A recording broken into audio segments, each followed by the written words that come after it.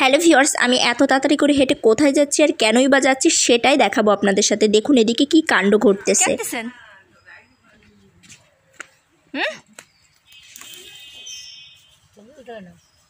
ছবি উঠো ওকে না খালি ভালো লাগে না নাকি নেশা বললাম সে বেটা টাটা আছে বেটা দিতে লিভার কারা বললি এটা খাতি কি বলি লিভার কারা লিয়ে খাতি ও তা খান আপনি সমস্যা না আপনি খান বেটা খাবেন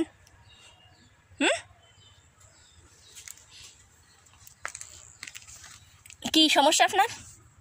লিভার খারাপ তা লিভার খারাপ হলে খেতে আই এর মধ্যে আর কিছু খান কোনো পাতা টাতা বাড়ি কোন জায়গা আপনাকে রাধানগর তাহলে তো এই যে পাশে আপনার ছেলে মেয়ে নাই আছে দুই ছেলে তা তারা দেখেন আপনারা দেখে তো সমস্যা আছে রে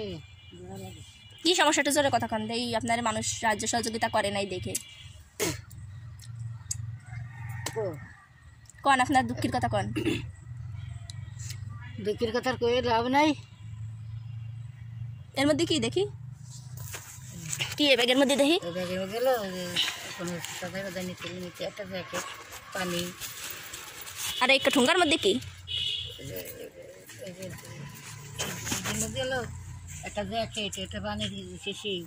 তারপরে সাদাই বাদাই নিতে হবে ও কি সদাই করবেন তরি তরকারি তা আপনি ই করেন না মানুষের বাড়িতে চাল উঠোন না চাল আদায় করেন না চালে ডাইলে তো খালি চাল হলে তো না তরকারি আজকে তো করেননি আজকে তো ব্যাগ খালি এই তো দর না পাওয়া না আগে তো চালি চালি ভাই ও তাহলে আপনার ছেলেমেয়েরা আপনার মানে দেখে না না দেখে না আপনার ছেলেমেয়েরা দেখে দেশ দেশে তো হয় না বেশি দেবে সকালটা তাকে মানুষ নাগলা দিয়ে দেয় না তাই